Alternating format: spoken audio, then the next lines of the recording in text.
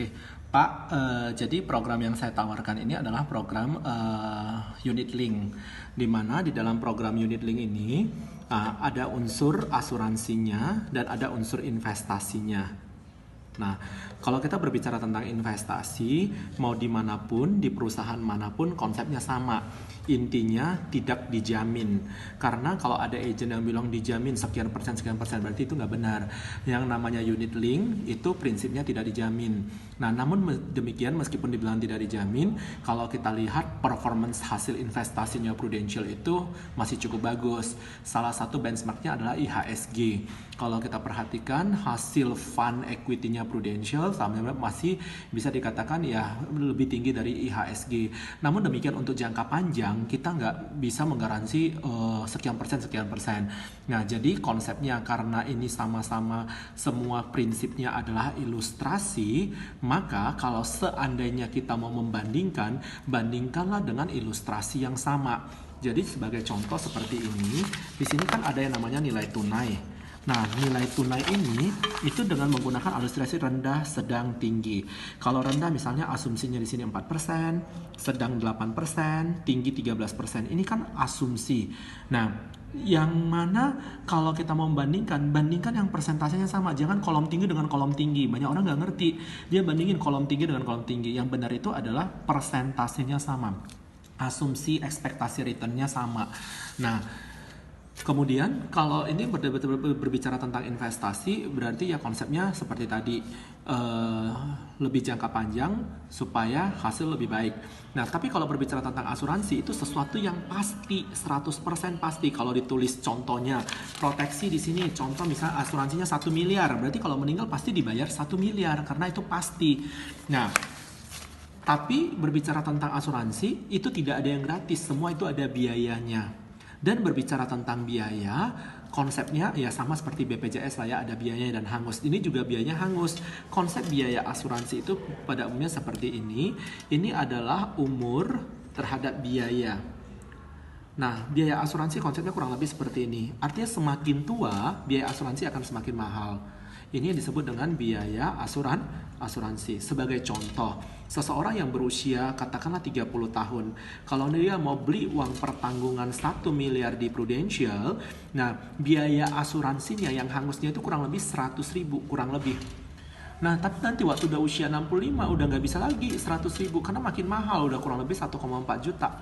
Nah, tapi nanti kalau usia 85 akan lebih mahal lagi. Nah, yang menjadi pertanyaan nasabah, saya udah tua, udah pensiun, saya nggak kerja lagi. Tapi kenapa saya harus bayar lagi terus dan makin mahal? Oleh karena itulah kita tidak menyarankan untuk membayar yang namanya biaya asuransi. Di industri itu dikenal dengan yang namanya apa? Level of premium alias premi lah yang dikenal orang. Nah, sebagai contoh seseorang yang usia 30 tahun, kalau dia mau beli UP 1 miliar di Prudential, kurang lebih contoh preminya itu 840 ribu misalnya. Premi yang dibayar setiap bulan. Nah, sementara biaya yang hangus itu kurang lebih 100 ribu. Kurang lebih 100 ribu di sini. Berarti kan masih ada sisa. Contoh itu berapa? Sekitar 740 ribu. Sisanya itulah yang disebut dikenal dengan apa?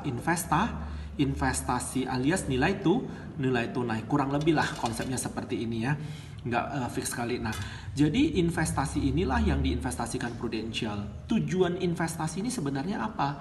Bukan untuk ditarik, tapi tujuan investasi ini adalah sebagai cadangan untuk membayar biaya asuransi dan biaya administrasi pada suatu saat kita udah tua nggak bayar premi lagi.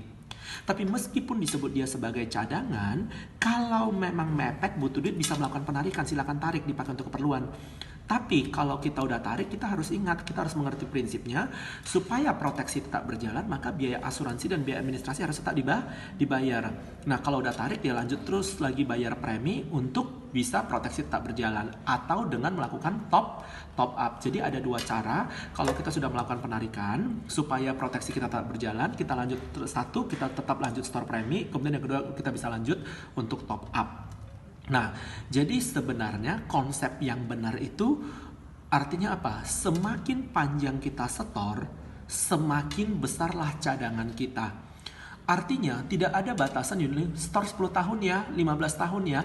Nah, sebenarnya Benar, yang benar itu adalah semakin panjang kita setor akan semakin baik.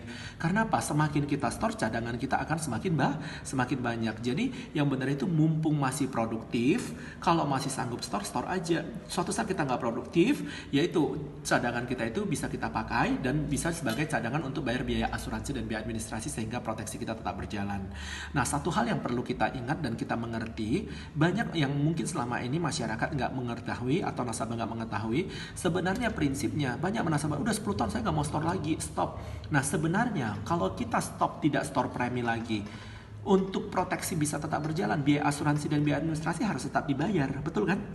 Nah, kalau kita nggak store, biaya asuransi tetap dipotong. Kalau kita store, biaya asuransi juga akan tetap dipotong.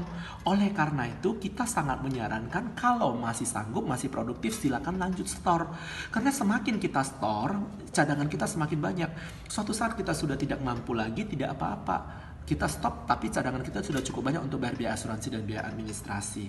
Nah, jadi yang benar itu semakin panjang store akan semakin baik karena nilai tunai ataupun cadangan investasi kita akan semakin besar.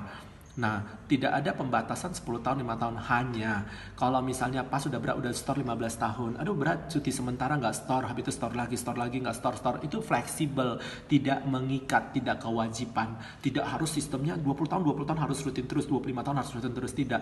Konsepnya selagi sanggup store itu akan menambah nilai tunai kita. Nah, itu penjelasan yang pertama mengenai berapa lama sebenarnya kita harus bayar. Jadi konsepnya semakin panjang kita store akan semakin lebih baik karena nilai tunai kita akan semakin lebih besar. Karena prinsip daripada produk unit link ini, proteksi akan tetap berjalan selama nilai tunai yang ada cukup membayar biaya asuransi dan biaya administrasi. Nah, pertanyaan kedua mungkin teman-teman ada yang bilang, waduh mahal banget tuh di Prudential 840.000. Itu tuh di tempat lain katanya ada yang murah, cuman untuk UP1M cuma 400.000. Begini nih kurang lebih di sini 400.000. Bisa nggak? Bisa aja 400.000. Tapi ingat prinsipnya cadangan kita akan lebih sedikit sehingga akan lebih cepat waktunya ketemu antara biaya asuransi dengan premi itu sama besar. Sehingga memaksa waktu di usia tua nanti harus tetap lanjut store terus. Mana lebih bagus? Mumpung muda, masih produktif kita nabung, daripada waktu tua udah gak kerja disuruh beli dipaksa nabung. Menurut saya lebih bagus adalah kita waktu muda kita store lebih besar, mumpung kita masih produktif. Nah, jadi orang yang bijak itu sebenarnya beli itu bukan yang preminya paling murah. Karena yang sebenarnya uang nasabah itu hangus itu adalah untuk bayar biaya asuransi. Jadi kita cari yang biaya asuransinya murah, bukan yang preminya murah. Sementara di tempat lain itu preminya murah, tapi biaya asuransinya bisa lebih mahal, lebih tinggi, sehingga cadangannya lebih sedikit. Banyak nasabah terkecoh dengan yang namanya apa? Premi murah tapi biaya asuransinya lebih mahal. Cadangan mereka sedikit, memaksa mereka harus bayar terus sampai seumur hidup nantinya. Bahkan bayar premi pun ada kemungkinan nantinya lapse. Nah, selain kita mencari yang tadi biaya asuransinya murah, kita juga harus bijaksana. Satu, biaya asuransi murah, kenaikan biaya asuransinya juga harus kita perhatikan. Jangan di awal murah tapi kenaikannya lebih mahal, lebih cepat. Nah, pertanyaannya dari mana kita tahu kenaikan ini? Kenaikannya itu, kenaikan biaya asuransi itu bisa kita analisa dari hasil nilai tunai. Dan kita bandingkan hasil investasinya. Contoh begini. Ini nih di Prudential. Nah, sebagai contoh, kalau mau membandingkan, kita cari yang sama-sama 8% atau sama-sama 13%. Nah, kalau di sini contoh asumsi di Prudential store-nya 15 tahun, cari di proposal mereka yang sama-sama store 15 tahun. Kemudian asumsinya yang sama-sama 13%. Lihat, bandingin nanti di usia 69 tahun, kita contoh di sini 2,7M asumsinya.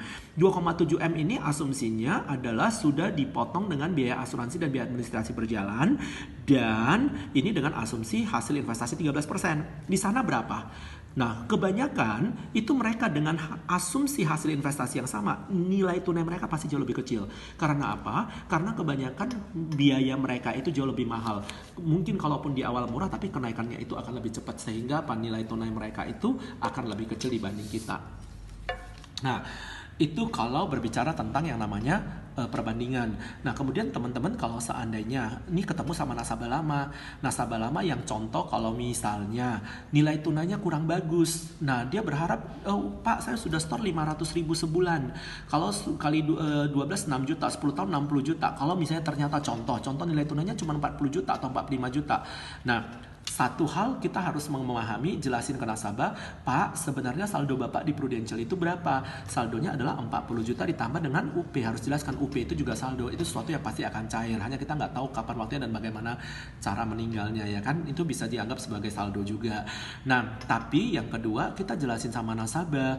Nah, peluangnya itu kenapa? Sama seperti yang saya bilang tadi, kan ada biaya. Jadi tidak semua uangnya itu ke asuransi dan tidak semua ke investasi. Ada sebagian dipotong biaya. Dan yang kedua, kemungkinan hasil investasi kurang bagus, di luar kontrol kita. Tapi ada satu solusi, kalaupun ada kejadian begini, solusinya ajaklah nasabah untuk bisa melakukan yang namanya major.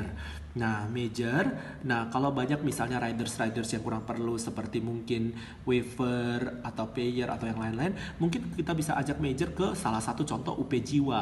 Nah, major ke Jiwa dengan lebih besar perlindungannya, habis itu biaya asuransinya murah, nah sehingga bisa memastikan berapapun total yang di store nasabah tetap untung. Sebagai contoh, anggaplah dia udah store 10 tahun 60 juta, kemudian kita major lagi ke Jiwa. Nah, nilai tunai di sini 40 juta misalnya. Nah, kita major ke Jiwa sehingga total UP-nya contoh 500 juta. Nah, kemudian dia anggap lanjut store lagi 10 tahun lagi 60 juta. Berarti total yang dia store kan 120 juta. Kalau seandainya ada kejadian meninggal, modal yang dia store 120 juta, akan keluar UP 500 juta, tetap lebih besar dibanding dengan jumlah yang dia store. Apalagi yang kalau meninggal sebenarnya yang keluar itu adalah apa? Yang keluar itu UP ditambah dengan nilai tunai. Kalau dia store 10 tahun lagi mungkin nilai tunai akan jauh lebih besar lagi. Jadi bisa memastikan dengan melakukan major ini dia tetap pasti untung. Artinya apa? Total uang yang dia store ke Prudential tetap lebih kecil dibanding dengan UP yang akan diterima oleh ahli warisnya. Salah satu kalau ubah ke Jiwa, atau bisa juga ubah ke CCB sesuai dengan kebutuhannya nasabah. Mungkin sekian penjelasan saya, semoga lebih berguna dan bisa dimengerti. Terima kasih.